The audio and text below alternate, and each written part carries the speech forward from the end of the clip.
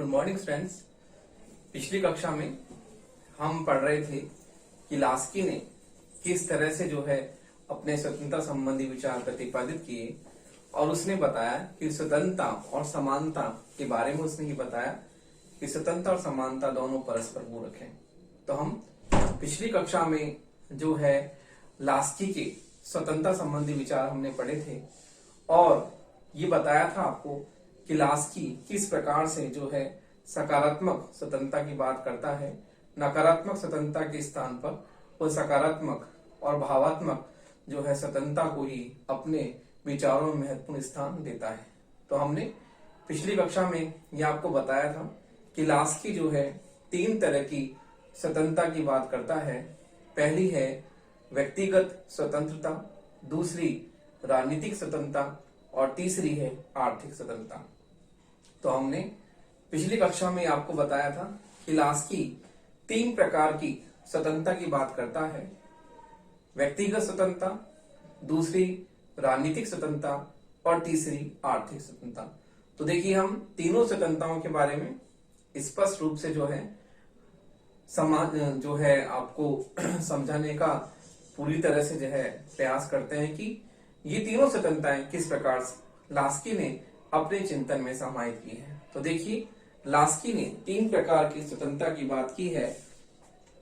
तो देखिए लास्की का ये मानना है कि व्यक्तिगत स्वतंत्रता, तो देखिए हम देखते हैं कि लास्की ने तीन प्रकार की स्वतंत्रता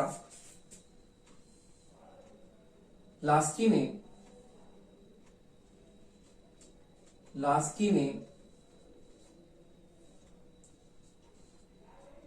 तीन प्रकार की स्वतंत्रताएं बताई हैं। तीन प्रकार की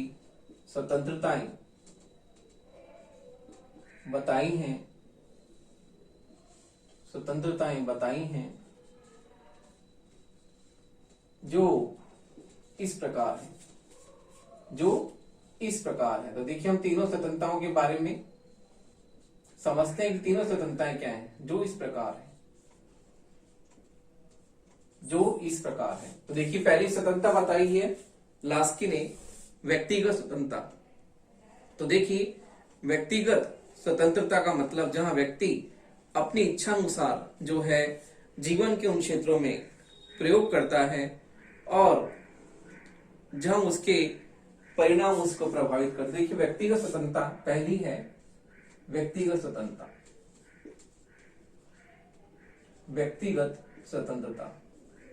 तो देखिए व्यक्तिगत स्वतंत्रता में हम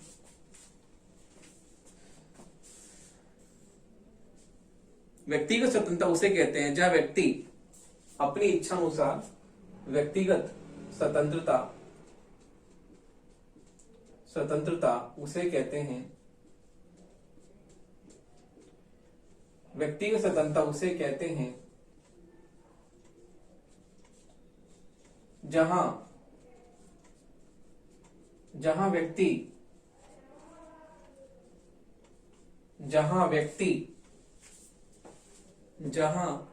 व्यक्ति अपनी इच्छा अनुसार जीवन के उन क्षेत्रों में जहां व्यक्ति अपनी इच्छा अनुसार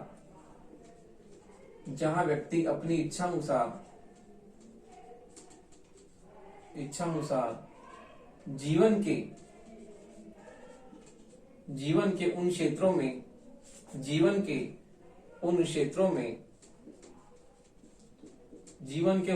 में उसका प्रयोग करता है। जीवन के उन क्षेत्रों में उसका प्रयोग करता है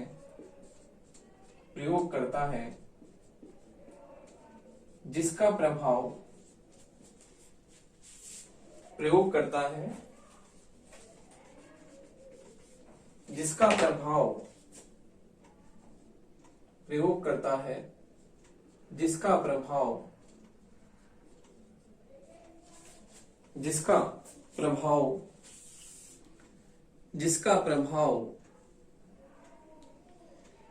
अन्य लोगों पर न पड़ के जिसका प्रभाव अन्य लोगों पर अन्य लोगों पर न पढ़कर, अन्य लोगों पर न पढ़कर उसके प्रयत्नों का प्रभाव अन्य लोगों पर न पढ़कर केवल अन्य लोगों पर न पढ़कर केवल स्वयं उसी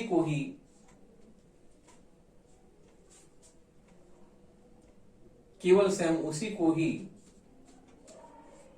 प्रभावित करता है, केवल स्वयं उसी को ही प्रभावित करता है।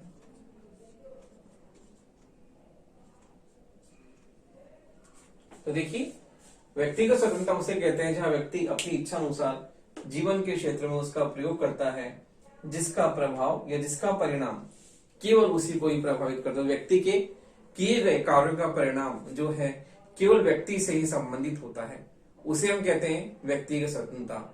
जहां व्यक्ति जीवन के अपने क्षेत्र में, निजी क्षेत्रों में उसका जो है पूरी तरह से प्रयोग करता है और उसका जीवन के क्षेत्रों में जो स्वतंत्रता का प्रयोग जो है वो अन्य लोगों पर न पढ़कर केवल उसी को, उसी के जो प्रयत्नों का जो परिणाम है केवल उसी को ही प्रभावित करता है, उसे हम व्यक्तिगत स्वतंत्रता कहते हैं। तो देखिए, इस प्रकार से व्यक्तिगत स्वतंत्रता में व्यक्ति के द्वारा किए गए कार्य केवल उसी को ही प्रभावित करते हैं, वो अन्य लोगों को प्रभावित नहीं करते हैं।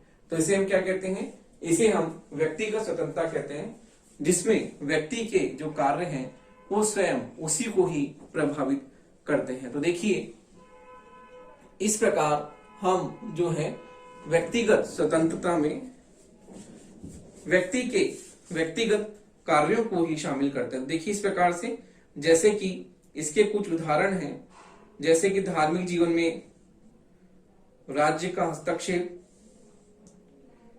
या निर्धन व्यक्तियों को कानून द्वारा वैधानिक शरण। तो देखिए, इसके कुछ उदाहरण हैं, देखिए इसके कुछ उदाहरण हैं, इसके कुछ उदाहरण हैं जैसे धार्मिक कार्यों में,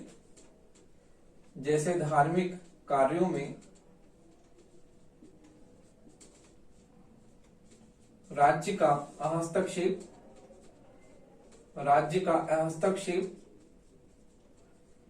धार्मिक कार्यों में राज्य का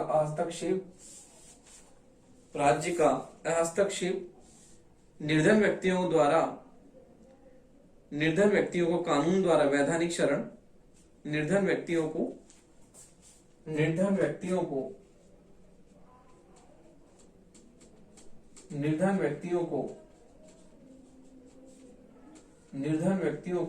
कानून द्वारा वैधानिक शरण,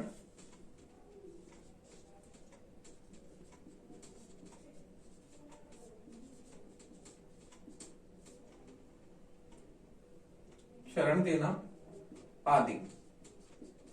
तो देखिए, ये सब व्यक्ति के व्यक्तिगत कार्यों को ही प्रभावित करते हैं। और लास्की का कहना है कि व्यक्तिगत स्वाधीनता की रक्षा तभी संभव है जब नागरिकों में राज्य के अनुचित कार्यों का प्रतिरोध करने की शक्ति हो। तो देखिए, व्यक्तिगत स्वतंत्रता में हम देखते हैं कि किस प्रकार से जो है व्यक्ति के कार्य केवल उसी को ही प्रभावित करते हैं, उसे हम व्यक्तिगत स्वतंत्रता कहते हैं। इसमें ये माना जाता है कि व्यक्तिगत स्वतंत्रता तभी संभव है जब व्यक्ति को अपने व्यक्तित्व के विकास के लिए जो भी अवसर दिए जाएं वो राज्य द्वारा दिए जाएं। तो देखिए, जब व्यक्ति को अपने व्यक्तित्व के विकास के लिए अवसर राज्य द्वारा दिए जाएंगे तभी व्यक्तिगत स्वतंत्रता संभव है। तो देखिए, राज्य द्वारा व्यक्ति के व्यक्तित्व के विकास के लिए राज्य द्वारा व्यक्ति के व्यक्तित्व के विकास के लिए व्यक्ति के व्यक्तित्व के विकास के लिए समुचित अवसर व्यक्ति के व्यक्तित्व के विकास के लिए समुचित अधिकाधिक अवसर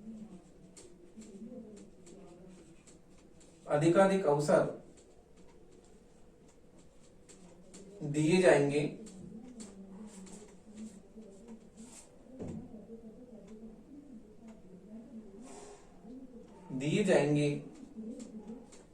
तभी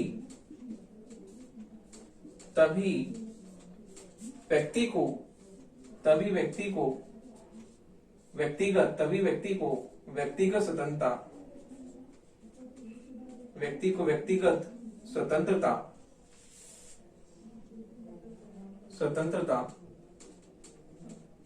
उपलब्ध हो पाएगी। तभी व्यक्ति को व्यक्तिगत स्वतंत्रता उपलब्ध हो पाएगी। तो देखिए, इस प्रकार से व्यक्ति के व्यक्तित्व के विकास के लिए राज्य जो है उसे अधिकाधिक अवसर उपलब्ध कराए, तभी ये व्यक्तिगत स्वतंत्रता उसे वास्तव में सच्चे अर्थ में प्राप्त हो पाएगी। तो इस प्रकार से व्यक्तिगत स्वतंत्रता जो है व्यक्ति के स्वयं के जो है व्यक्तिगत कार्यों से संबंधित है। और इसमें हम देखते हैं कि राज्य का, जैसे धार्मिक कार्यों में राज्य का हस्तक्षेप, तो निर्धन व्यक्तियों को कानून द्वारा वैधानिक शरण देना आदि हम देखते हैं कि इसमें राज्य का हस्तक्षेप जो है वो नहीं होना चाहिए। तो देखिए, व्यक्ति अपने किसी भी धर्म को अपना सकता है। इसी प्रकार से उसे विचार और अभिव्यक्ति की स्वतंत्रता होती है कि वो अपने विचारों को व्यक्त कर सकता है, भाषण देने की स्वतंत्रता होती है। ये बात अलग है कि वो किसी भी व्यक्ति के जो है निजी कार्य में बाधा उत्पन्न न करे या राज्य के किसी भी कार्य में वो बाधा उत्पन्न न करे, उसका भाषण ऐसा होना चाहिए। तो इस प्रकार से हम देखते हैं कि व्यक्ति के व्यक्तिगत कार्य जो हैं, उन व्यक्तिगत कार्यों में हम इस स्वतंत्रता की बात करते हैं और इसमें हम राज्य के हस्तक्षेप की बात भी करते हैं। तो इस प्रकार हम ये देखते हैं कि राज्य व्यक्ति के व्यक्तित्व के विकास के लिए जो है व्यक्तियों को अधिक से अधिक अवसर उपलब्ध कराएगा, तभी हम कहते हैं कि ये व्यक्तिगत स्वतंत्रता उसे प्राप्त होगी। तो देखिए, अगली है राजनीतिक स्वतंत्रता क्या होती है। तो देखिए, हमने व्यक्तिगत स्वतंत्रता की बात करी। अब दूसरी स्वतंत्रता जिसकी लास्ट की बात करता है वो है राजनीतिक स्वतंत्रता।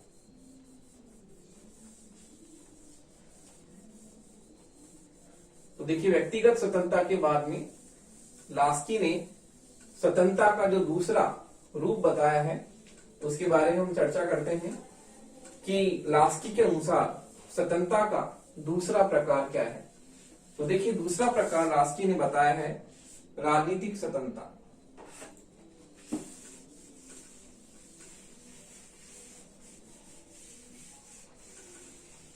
तो देखिए, दूसरा प्रकार हम मानते हैं स्वतंत्रता का, वो है राजनीतिक स्वतंत्रता। राजनीतिक स्वतंत्रता। तो देखिए, राजनीतिक स्वतंत्रता से मतलब है कि व्यक्तियों का राजनीति में जो है कितनी भागीदारी है, अर्थात व्यक्ति शासन में भाग लेने के लिए कितने स्वतंत्र हैं।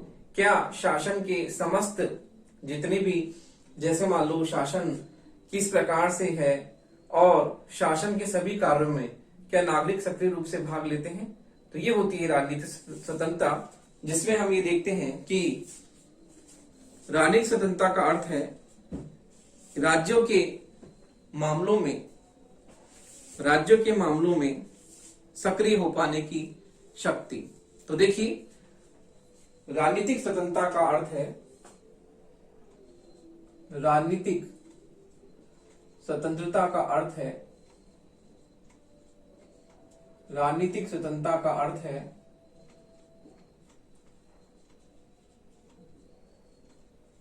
राज्य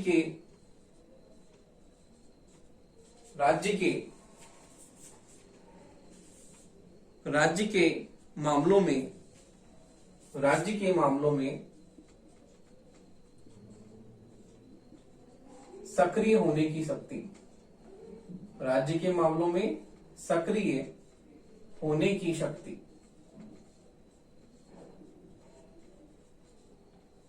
राज्य के मामलों में सक्रिय होने की शक्ति, जैसे कि व्यक्ति को विचार व्यक्त करने और राज्य की आलोचना करने की। तो देखिए उदाहरण के लिए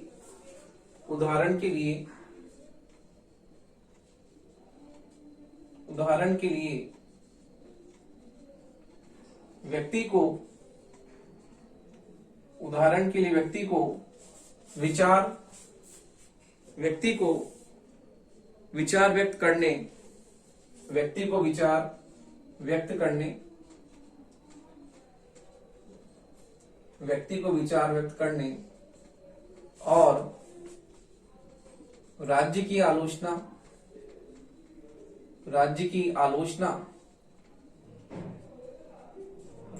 आलोचना करने की शक्ति। विचार व्यक्त करने और राज्य की आलोचना करने की शक्ति।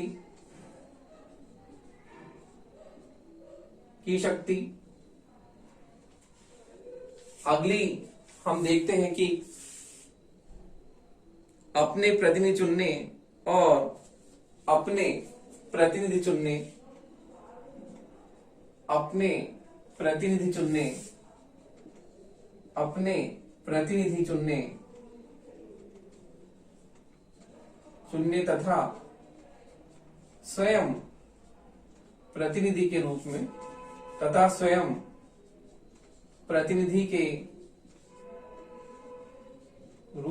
तथा स्वयं प्रतिनिधि के रूप में निर्वाचित होने की शक्ति। निर्वाचित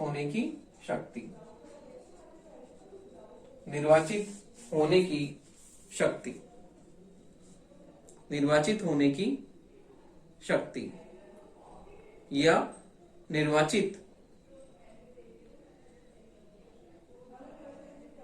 या निर्वाचित होने की स्वतंत्रता। सॉरी, आलोचना करने की शक्ति नहीं, यहां भी स्वतंत्रता ही होना चाहिए, ये गलती से यहां हो गया।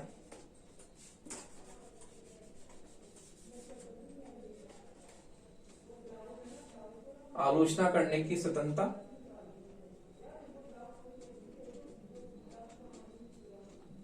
निर्वाचित होने की स्वतंत्रता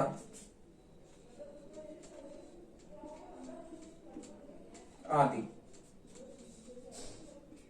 देखिए इस प्रकार से राजनीतिक स्वतंत्रता का मतलब है कि राजनीतिक कार्यों में, राजनीतिक गतिविधियों में, राजनीतिक क्रियाकलापों में जनता किस प्रकार से जो है अपनी भागीदारी सुनिश्चित करती है, उसे हम कहते हैं राजनीतिक स्वतंत्रता। जिसमें व्यक्ति राज्य के मामलों में जो है वो सक्रिय रूप से कितना भाग ले पाता है, अपनी कितनी भागीदारी सुनिश्चित कर सकता है, उसे हम कहते हैं राजनीतिक स्वतंत्रता। अर्थात राजनीतिक कार्यों में, राजनीतिक गतिविधियों में व्यक्ति के भाग लेने की स्वतंत्रता कितनी है, इसे हम क्या कहते हैं, राजनीतिक स्वतंत्रता। इसमें उदाहरण के लिए कह सकते हैं व्यक्ति को अपने विचार व्यक्त करने और राज्य की आलोचना करने की स्वतंत्रता होनी चाहिए।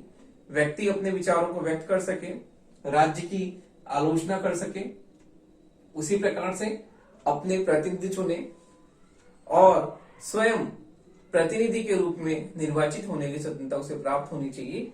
कि हम देखते हैं कि वर्तमान में जो है सरकारें, लोकतांत्रिक सरकारें हैं, इसमें जनता का शासन में महत्वपूर्ण रूप से भागीदारी होती है और जनता जो होती है वो स्वयं जो है अपने प्रतिनिधियों को चुनती है और इस प्रकार से जनता की जो है राजनीति में भागीदारी, सक्रिय भागीदारी के रूप में हम कह सकते हैं कि जनता की होती है।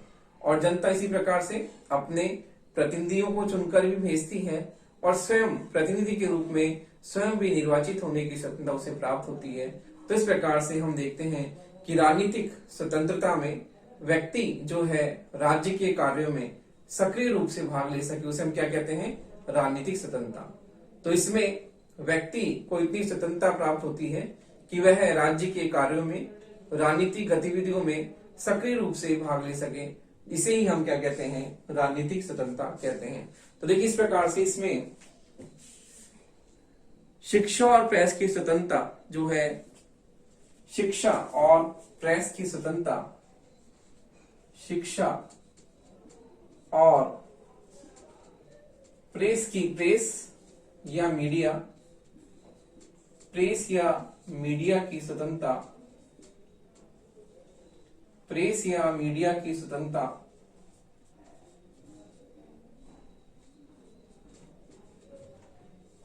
श्रेष्ठ राजनीतिक स्वतंत्रता की, श्रेष्ठ राजनीतिक स्वतंत्रता की, श्रेष्ठ राजनीतिक स्वतंत्रता की अनिवार्य शर्तें हैं।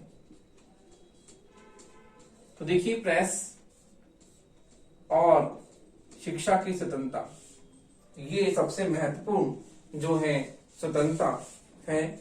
और राजनीतिक स्वतंत्रता की सर्वश्रेष्ठ जो है, हम देखते हैं कि किस प्रकार से यदि प्रेस की स्वतंत्रता वहां पर हो और शिक्षा की स्वतंत्रता वहां पर हो, तो ये सर्वश्रेष्ठ राजनीतिक स्वतंत्रता की अनिवार्य शर्तें हैं। तो हम कहते हैं कि वहां पर राजनीतिक स्वतंत्रता का श्रेष्ठ जो है अर्थ उस शासन व्यवस्था में दिखाई देता है जहां पर प्रेस और मीडिया की स्वतंत्रता वहां हमें दिखाई देती है। तो इस प्रकार से प्रेस और मीडिया की स्वतंत्रता और शिक्षा की स्वतंत्रता बहुत ही महत्वपूर्ण है, क्योंकि शिक्षा प्राप्त करने के बाद ही व्यक्ति में इतनी जो सामर्थ्य होती है कि व्यक्ति अपने विचारों को व्यक्त कर सकता है और किस प्रकार से शासन के कार्यों में वो सक्रिय रूप से भाग भी ले सकता है। तो सरकार की आलोचना करना, सरकार के कार्यों में भाग लेना, तो शिक्षित व्यक्ति होता है वो बिल्कुल जो है अपने उसमें विवेक जागृत होता है और वह उस आधार पर शासन के कार्यों में जो है महत्वपूर्ण रूप से भाग लेता है। उसी प्रकार से प्रेस और मीडिया जो होती है वो हमेशा ये निगरानी रखती हैं कि शासन जो है सही दिशा में कार्य कर रहा है क्या नहीं कर रहा, और यदि शासन सही दिशा में कार्य नहीं कर रहा होता तो प्रेस और मीडिया की ये बहुत ही महत्वपूर्ण कर्तव्य है कि वो शासन की आलोचना करें, सरकार को उसके कार्यों के प्रति जो है पूरी तरह से जो है सजग रखें, ताकि शासन जो है अपना बहुत ही उत्तरदायित्व पूर्ण से और पारदर्शी रूप से कार्य कर सके। तो इसलिए हम देखते हैं कि राजनीतिक स्वतंत्रता में हम किस प्रकार से जो है राज्य की गतिविधियों में व्यक्तियों के सक्रिय रूप से भाग लेने की बात करते हैं। और अगली स्वतंत्रता की बात हम करते हैं। अगली स्वतंत्रता है आर्थिक स्वतंत्रता। तो देखिए आर्थिक स्वतंत्रता जो है वो भी लास्की के चिंतन में हमें बहुत ही महत्वपूर्ण दिखाई देती है। तो देखिए व्यक्तिगत स्वतंत्रता और राजनीतिक स्वतंत्रता के बाद में लास्की ने जो तीसरी स्वतंत्रता बताई है वो है आर्थिक स्वतंत्रता। तो देखिए इसके बारे में हम चर्चा करते हैं कि आर्थिक स्वतंत्रता में लास्की किन किन तत्वों को शामिल करता है और उसके बारे में उसका क्या विचार है। तो देखिए तीसरी स्वतंत्रता है आर्थिक स्वतंत्रता। देखिए व्यक्तिगत और राजनीतिक स्वतंत्रता के बाद में लास्की ने स्वतंत्रता का तीसरा प्रकार बताया है, वो है आर्थिक स्वतंत्रता। आर्थिक स्वतंत्रता। देखिए लास्की ने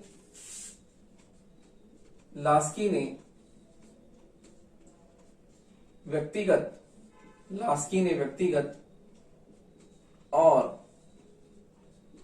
और राजनीतिक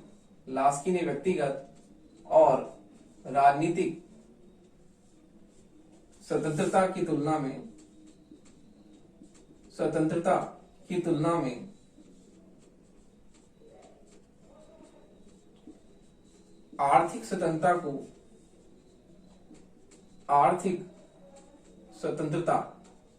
आर्थिक स्वतंत्रता को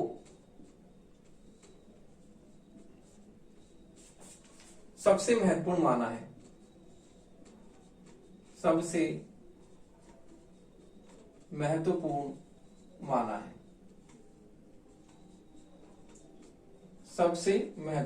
माना है। तो देखिए लास्की ने व्यक्तिगत और राजनीतिक स्वतंत्रता की तुलना में आर्थिक स्वतंत्रता को बहुत ही महत्वपूर्ण माना है और आर्थिक स्वतंत्रता का आशय है कि प्रत्येक व्यक्ति आर्थिक स्वतंत्रता का आशय है आर्थिक स्वतंत्रता से तात्पर्य है कि प्रत्येक व्यक्ति को प्रत्येक व्यक्ति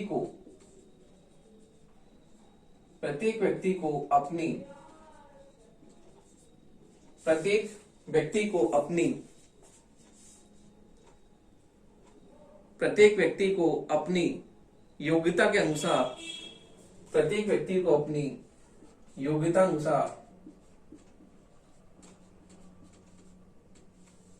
रोजी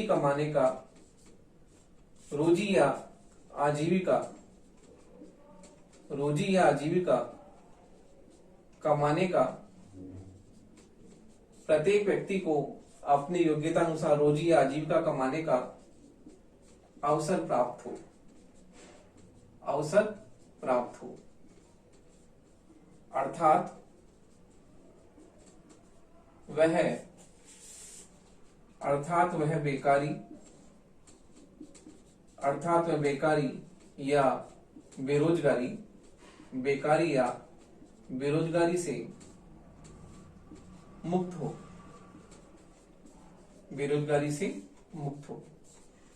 तो देखिए, इसमें लास्की ने दोनों स्वतंत्रताओं से इसे सबसे महत्वपूर्ण माना है और लास्की ने बताया कि प्रत्येक व्यक्ति को अपनी योग्यता के अनुसार रोजी रोटी कमाने का अवसर प्राप्त होना चाहिए और ताकि वो बेकारी से मुक्त रहे। तो देखिए वह आर्थिक स्वतंत्रता के अंतर्गत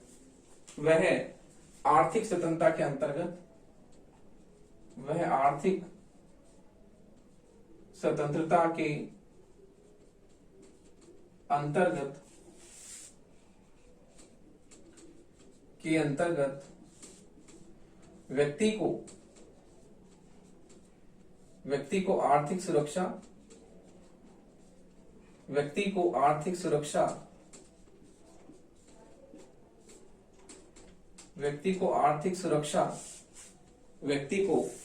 आर्थिक सुरक्षा और उद्योग में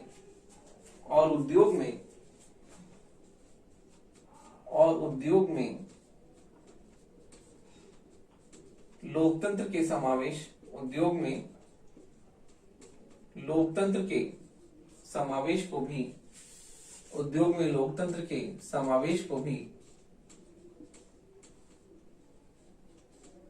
स्थान देता है।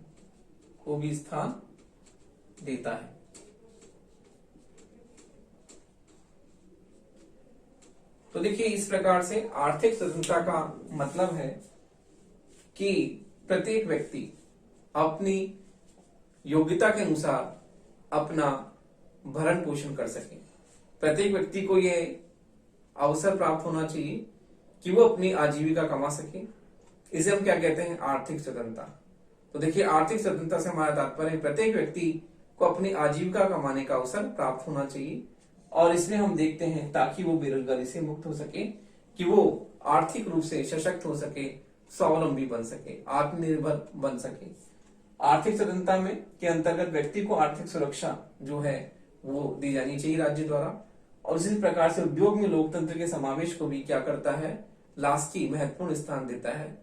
इस प्रकार हम देखते हैं कि लास्की आर्थिक स्वतंत्रता में जो है व्यक्ति के लिए आजीविका कमाने का उसे जो है अवसर प्रदान करता है और हम देखते हैं इस प्रकार से लास्की के चिंतन में आर्थिक स्वतंत्रता जो है वो राजनीतिक स्वतंत्रता और व्यक्तिगत स्वतंत्रता से महत्वपूर्ण स्थान रखती है और लास्की आर्थिक स्वतंत्रता पर बहुत ही अधिक बल देता है। उसका यह मानना है कि आर्थिक स्वतंत्रता व्यक्तिगत और राजनीतिक स्वतंत्रता से महत्वपूर्ण है क्योंकि व्यक्ति के लिए ये बहुत ही जरूरी है। तो व्यक्ति के लिए आर्थिक रूप से उसे स्वतंत्र होना बहुत आवश्यक है क्योंकि व्यक्ति अपनी रोजी रोटी अपनी आजीविका का अवसर जुटा तभी पाएगा जब राज्य उसके लिए यथासंभव जो है इस तरह से रोजगार के अवसर उपलब्ध कराएगा और व्यक्ति को ऐसी आवश्यक दशाएं राज्य उपलब्ध कराएगा, ऐसी स्वतंत्रता उसे उपलब्ध होगी कि वो अपनी आजीविका जो है स्वतंत्र रूप से प्राप्त कर सके। तो इस प्रकार से हम देखते हैं कि लास्की के चिंतन में राजनीतिक और व्यक्तिगत स्वतंत्रता दोनों की तुलना में जो है लास्की आर्थिक स्वतंत्रता को महत्वपूर्ण स्थान देता है और उसका कारण यह है कि व्यक्ति स्वावलंबी और आत्मनिर्भर तभी हो पाएगा जब उसे स्वतंत्रता प्राप्त होगी। तो इस प्रकार लास्की के चिंतन में हम ये देखते हैं कि लास्की व्यक्ति को जो है राज्य के द्वारा योग्यता अनुसार उसे रोजगार के अवसर उपलब्ध कराने की बात करता है और उसका ये मानना है कि व्यक्ति तभी जो है बेरोजगारी से मुक्त हो पाएगा जब राज्य उसे जो है इस प्रकार की स्वतंत्रता उपलब्ध कराएगा।